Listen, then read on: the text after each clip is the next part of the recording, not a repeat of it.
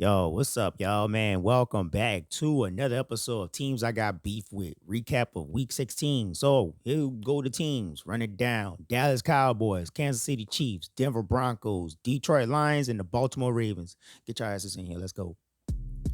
So what's up, y'all, man? I hope y'all enjoyed y'all weekend and everything. I hope whatever parlay legs you created and everything, you hit on it and whatnot. And I hope that you all are enjoying, the holidays as they're coming in. Christmas is pretty much like right around the corner, 2 days away and everything.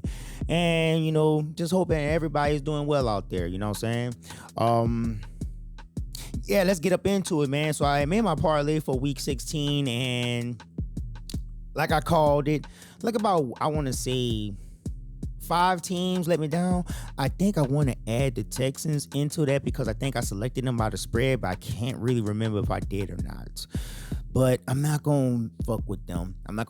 Only when I get to the playoff picture. So let's run it down and stuff like that. I'm trying to see if I can turn this music up just a little bit.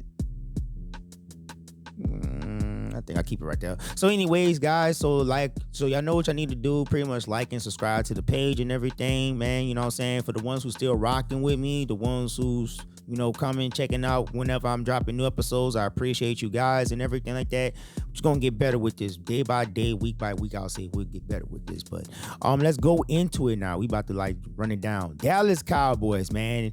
The game against the Chargers.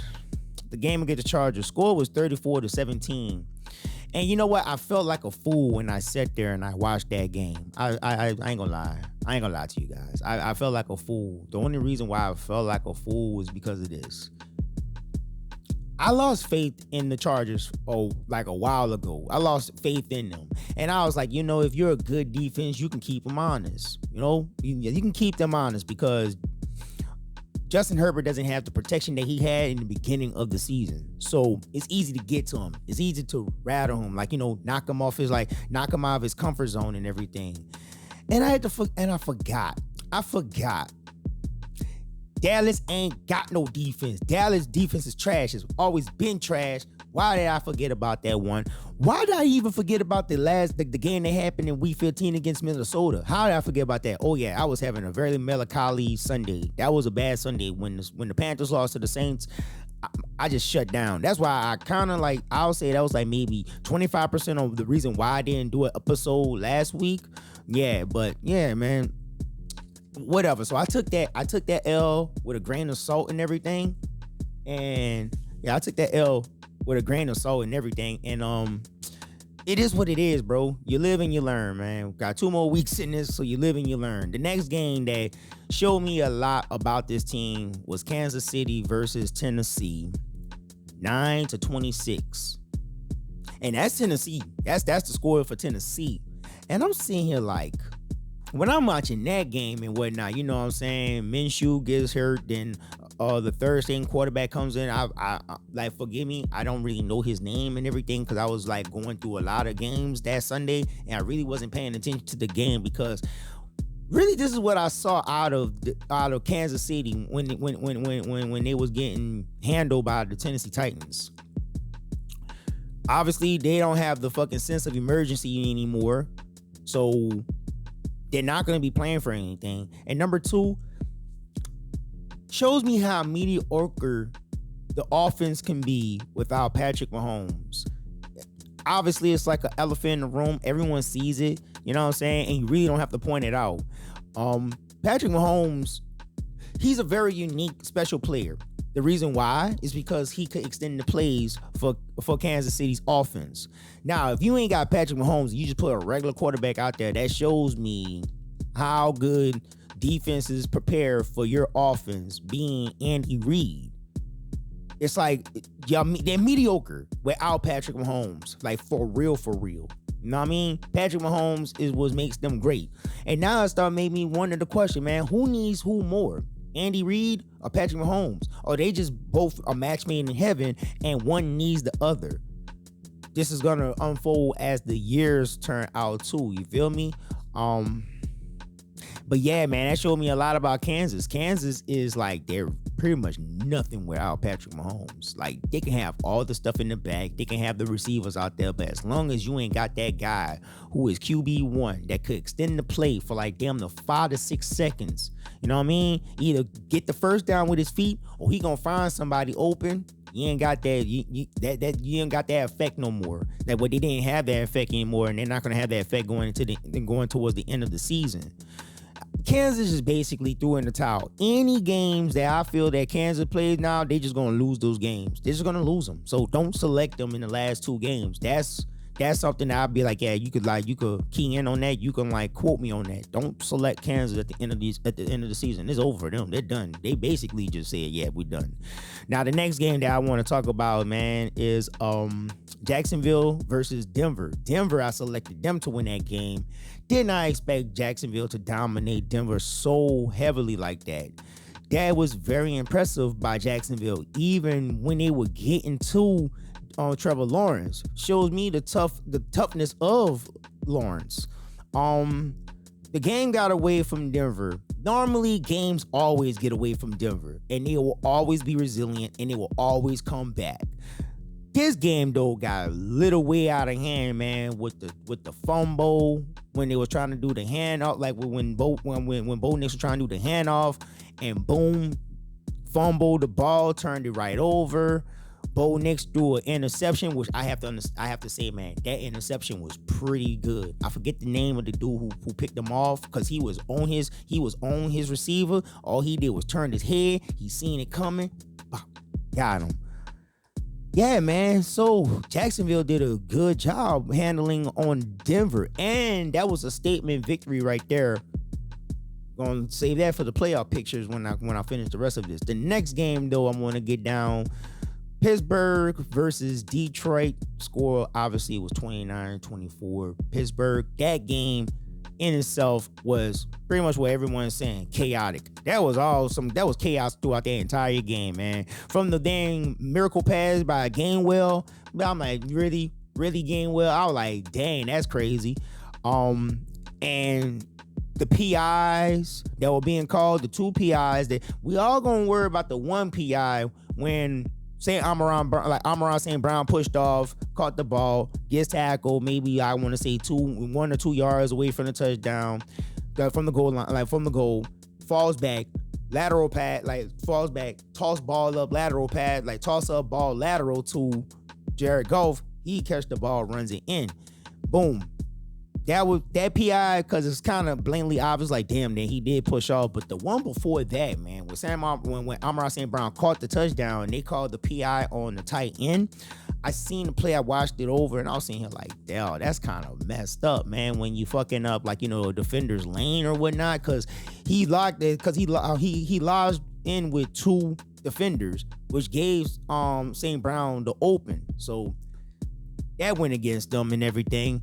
DK Metcalf getting into it with a fan that has a history of stalking this man, and he punches at him. He gets suspended for 2 games. This whole game was chaotic. The whole entire game, to me, was chaotic, and I felt that Pittsburgh got lucky.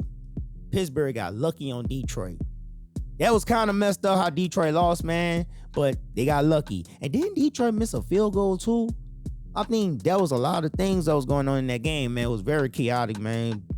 But whatever. And then you got the next game that messed my schedule, that my parlay up, was the New England Patriots versus the Baltimore Ravens.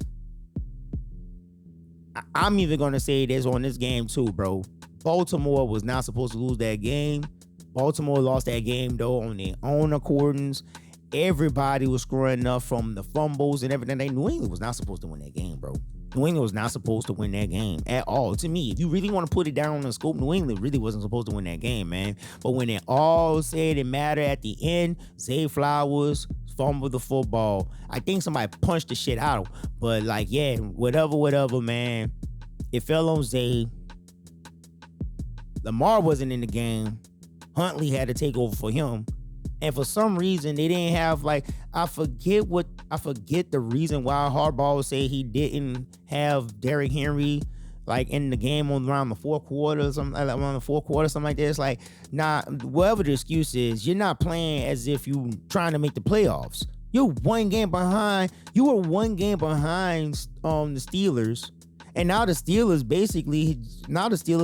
are pretty well in it. So that leads me to the playoff picture right now, man. Baltimore was pretty much one game behind Pittsburgh. Pittsburgh wins their game. They lose their game. You're not catching Pittsburgh. I don't even see them catching Pittsburgh anymore because Pittsburgh has to lose out and everything. But Baltimore has to win out. And how Baltimore has been balling lately, I don't see it. So by them being in the hunt, they're going to get knocked out of the hunt straight up. So how the playoff picture is rolling right now, Denver is still number 1 in the AFC with New England being number 2 and Jacksonville number 3, Pittsburgh number 4. Jacksonville is an interesting story right here because the Houston Texans are pretty much on the up and coming and rising. But if you want to ask me who's the hottest team in the AFC South right now, has to be Jacksonville. Jacksonville got to be hotter than Houston. And the only reason why it's like this, Jacksonville and Houston mirrors each other. Not many people want to admit it out there in Houston, Texas, but y'all mirror each other very well. The only difference between you and Jacksonville is, and I'm gonna give the plus on it. Houston has the amazing defense. Everyone knows blah blah blah. Jacksonville is the offense is the offense the Texans wish they had. For real. And it's not even that. It's the comparison of the quarterbacks where Trevor Lawrence understands what he got to do to where it's like they're trying to. I feel like they're trying to baby CJ Stroud with the offense and everything. Maybe. Well, for Houston to actually be effective offensively, they need a run game. You have to give CJ Stroud a run game. Like everyone wants to trust in him to do it, but it's not a one-man game. It is a team game. You hear me? It's not boxing. It's football. You need everyone to step up, and you need a run game to help him out. You get the run game, it opens it up. You can get a CJ Stroud, Nico Collins connection every day, all day. It doesn't even matter as long as that running game is running.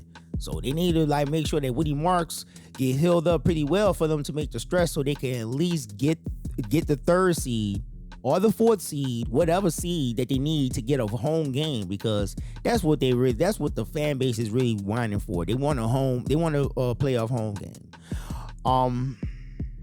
Buffalo being number 6 is kind of weird to me. But like I said, man, New England did beat them. No. They beat New England last time.